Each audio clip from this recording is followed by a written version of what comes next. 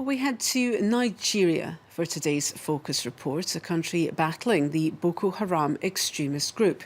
Well, the army may have pushed the extremists out of almost all the areas they controlled 1 year ago, but the fight is by no means over. With over 2 million people displaced by the violence remain in limbo, unsure whether or not it's safe to return home. Government reconstruction work is yet to begin, while millions in Adamawa and Borno states are experiencing pre-famine conditions. Well, our correspondents went to Adamawa and filed this report. In the Adamawa state capital, Yola, the Catholic cathedral is a refuge for hundreds of IDPs. At the height of the insurgency, thousands of IDPs lived here. Now only those who are too afraid to return home to their villages remain. The majority are from neighbouring Borno state, where the Boko Haram insurgency started. Bishop Stephen Mamza says the government needs to do more to help IDPs return home. There is this committee that's supposed to have the Marshall Plan for the development of the Northeast. So we have been eager and we have been waiting for action from them so that something will happen around those areas. The military presence remains strong across Adamawa, Borno and Yobe states. Nigerian Air Force jets have been bombing camps of Boko Haram insurgents in the vast Sambisa forest. Ground troops have also played a key role in pushing insurgents back to the far fringes of the region in the past year. Towns and villages that were occupied by Boko Haram have now been liberated by the military. But there remains huge numbers of displaced people, 2.2 million by UN estimates. Informal settlements have been established by IDPs on the edges of most major cities in Nigeria. In the Malkoyi district of Adamawa state capital Yola, around 1,000 IDPs live in this informal settlement. Women's empowerment expert Turai Kadir helps connect people here to the local economy.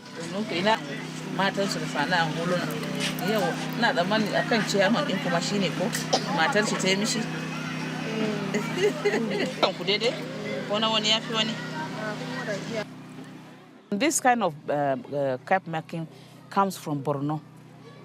So because they are here, this is what they do. And they take it to the market, sell it to the local people. So locally, they are, helping themselves and helping their men.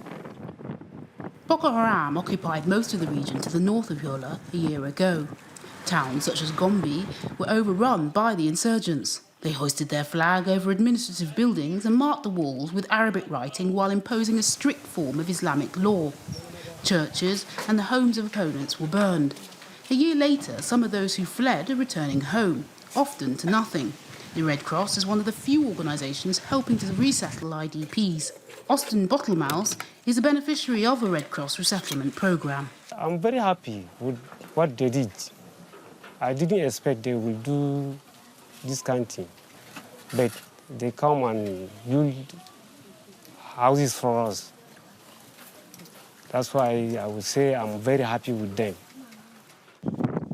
Austin and his fellow villagers have taken a risk by returning home. Boko Haram continue to raid villages for supplies. The armed forces are thinly spread across this vast region, so traditional hunters have been drafted in to fill the security gap. Yakubu Baka heads up a contingent of hunters in Gombe, Adamawa State. He says his hunters continue to encounter Boko Haram. There's been a significant reduction in Boko Haram's activity in this area. We only tend to hear of their activities in Borno, but they do come here once in a while, just like what happened yesterday. Back in the Adamawa state capital, Yola, Muslims are soul-searching. Imam Dauda Bello leads prayers at the American University of Nigeria's mosque and conveys a message of peace. But he says many Boko Haram fighters who are in prison remain filled with hate. Even though at the initial stages, most of them were victims, they were recruited by circumstances and they found themselves unknowingly into this Boko Haram issue. It is very difficult, I believe, to get them back to normalcy. Low literacy rates in northern Nigeria have provided fertile ground for Boko Haram recruitment. Over 70% of 6 to 17-year-olds cannot read a short paragraph or add a sum less than 10. Agbo Bakir Ayuka is the evaluation and monitoring coordinator for a literacy program currently being rolled out in Yola by the American University of Nigeria. For this one, you say ox. This one, gaff. And that one, moon. Now we'll do it one after the other, and you'll say it after me.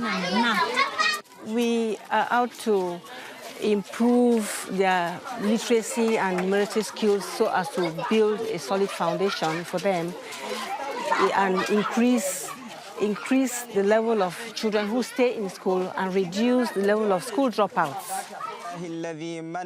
Boko Haram translates as books are forbidden in the vernacular language. But Agbo and her colleagues at the American University of Nigeria are undeterred by Boko Haram's anti-Western stance. Instead, they are determined to reach their target of 20,000 at-risk children here, in turn making recruitment for Boko Haram more difficult.